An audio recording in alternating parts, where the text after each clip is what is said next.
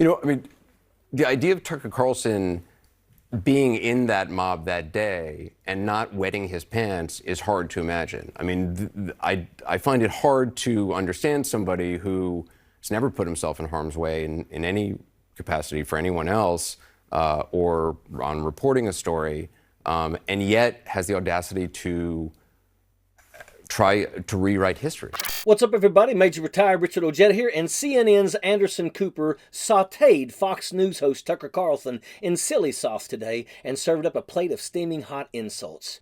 Cooper, who is one of the growing number of voices speaking out about Tucker Carlson's portrayal of the truth around January 6th, didn't pull any punches. That's what this is. It is an attempt to rewrite history on what is one of the most consequential, certainly one of the biggest events in American democracy. The CNN host echoed concerns, bipartisan concerns, about the dangers of the Fox host portrayal of the rioters being less than what they were, as a danger to democracy. Anderson Cooper began pounding Tucker Carlson like rock'em sock'em robots, and finally knocked Tucker's block off with the barrage of blistering facts. Tucker Carlson is, by his own admission, an entertainer, not a journalist. And on top of that, he's just proven himself to be Donald Trump's chief propagandist. And that's all this was. And I think that, most Americans recognize that way before this segment aired, that this was propaganda.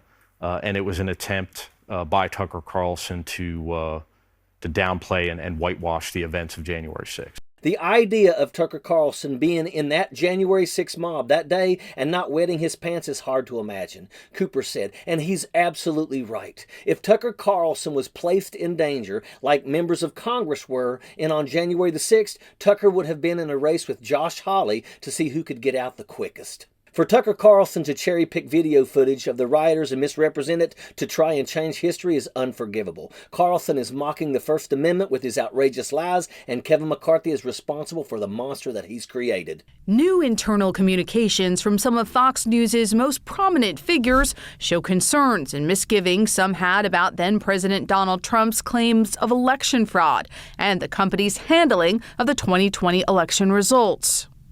According to court documents, host Tucker Carlson texted a producer on January 4th, 2021, just 2 days before the Capitol attack. "We are very, very close to being able to ignore Trump most nights."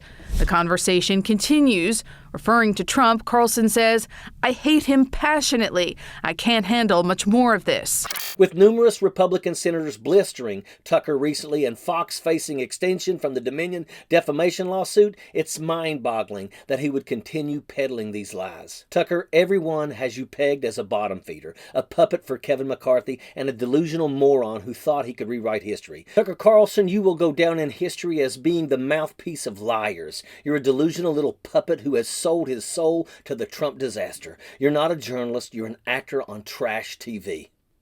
You don't have a credible bone in your body, and everything that Anderson Cooper said about you is absolutely spot on. You're a pathetic human being. You'll forever be remembered as a talking head who sold his soul, and that's a fact. Sappers clear the way, airborne all the way.